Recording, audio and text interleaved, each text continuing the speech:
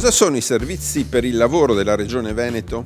I cittadini hanno a disposizione i centri per l'impiego e gli operatori privati per ricevere assistenza e collaborazione alla ricerca di un nuovo lavoro.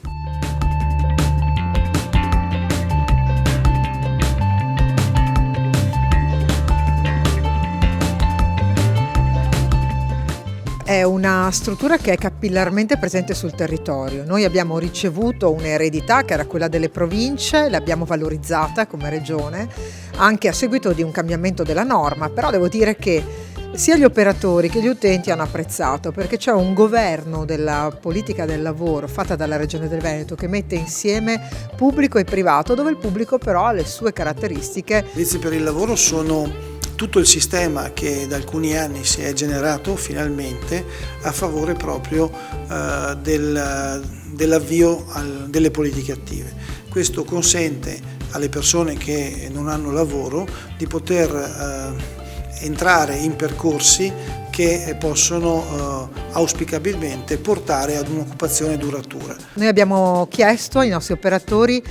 di essere capaci di muoversi come un privato e quindi attraverso appuntamento, si deve fare un colloquio, non si arriva lì con quelle file pazzesche che un tempo erano abituali. Dall'altra abbiamo pulito le liste perché gli uffici di collocamento vecchi, c'è ancora qualcuno che li chiama così, avevano portato un cattivo costume, c'era quello che uno si iscriveva al centro per l'impiego ma non necessariamente veniva chiamato, non necessariamente veniva preso in carico, e invece noi abbiamo chiesto che tutte le liste venissero ripulite, ovvero chiamare le persone, vedere se avevano avuto o non avevano avuto un lavoro e poi rimetterle in un circuito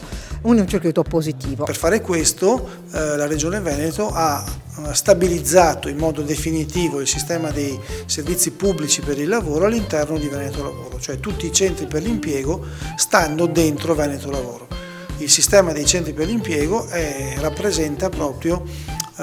potremmo chiamarlo, il pronto soccorso attraverso il quale tutti i disoccupati possono accedere ad un servizio per la ricollocazione nel mercato del lavoro. Il lavoratore che non ha lavoro deve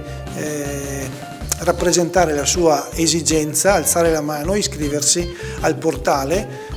affinché uno possa dichiararsi disoccupato e quindi perfezionare questa dichiarazione attraverso un accordo, un patto di servizio che viene stipulato con il centro per l'impiego. Se anche la nostra regione ha un livello di disoccupazione molto basso, noi dobbiamo pensare che ogni persona deve essere accompagnata. Le persone, soprattutto quelle che si rivolgono ai centri per l'impiego, spesso sono quelle un po' più fragili culturalmente oppure fragili perché non hanno un percorso lavorativo alle spalle, diciamo, robusto. E allora è proprio sui più fragili che il pubblico deve fare la differenza, e sia dalla parte, diciamo, come regione nei confronti dei propri operatori, ieri dipendenti della provincia, oggi dipendenti regionali, il senso è: attenzione che voi rappresentate il servizio pubblico e dovete rendere orgoglioso un cittadino di venire lì ed essere trattato bene.